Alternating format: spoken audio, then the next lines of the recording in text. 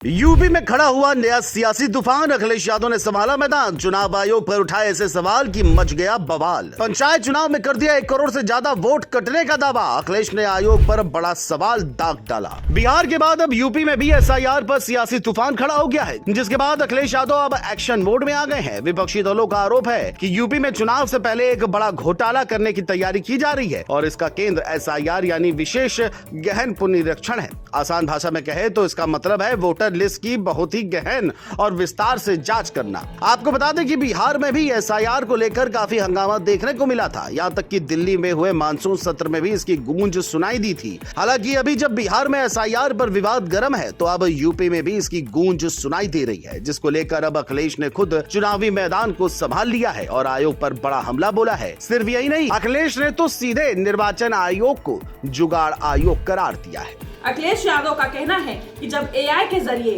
1.25 करोड़ वोटरों के घपले को पकड़ा जा सकता है, तो फिर हमारे द्वारा दिए गए 18,000 हलफनामाओं पर केवल 14 का जवाब देना क्यों?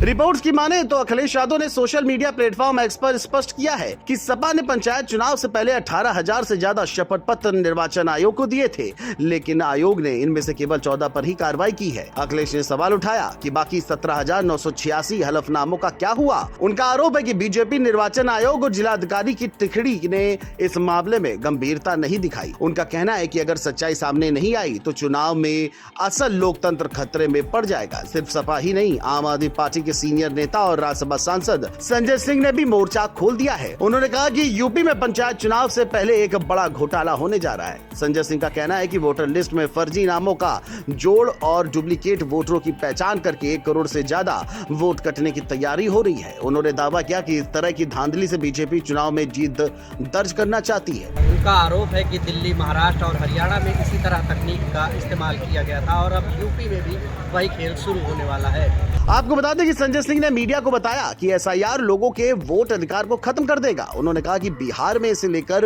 विरोध हुआ, लेकिन यूपी में इससे भी बड़ा खतरा है। उन्होंने जनता से अपील की कि यदि वे लोकतंत्र और पंचायतों की रक्षा करना चाहते हैं तो इस घोटाले के खिलाफ अपनी आवाज बुलंद करें। संजय सिंह ने चेताया कि अगर नागरिक मौन रह गए तो चुनाव परिणाम प्रभावित होंगे और आम जनता की हिस्सेदारी की अहमियत घट जाएगी। उनका कहना है कि ये लड़ाई सड़क से लेकर संसद और सुप्रीम कोर्ट तक लड़ी जाएगी। अब उत्तर प्रदेश में एसआईआर को लेकर बढ़ती सियासी हलचल अब चुनावी मंच पर भी साफ दिखाई दे रही है। विपक्ष लगातार चुनाव आयोग पर हमलावर है और चेतावनी दे रहा है कि यदि जांच निष्पक्ष नहीं हुई तो लोकतंत्र को गंभीर खतरा होगा। विपक्षी नेताओं का कहना है कि केवल वोट कटना ही नहीं बल्कि पंचायतों पर भी असर पड़ेगा। अब ऐसे में पूरी निगाहें चुनाव आयोग पर टिकी हुई हैं और जनता की निगाहें भी अब इस घोटाले के खुलासे की ओर टिकी हुई हैं। आगे क्या होता है यह देखने वाली बात होगी।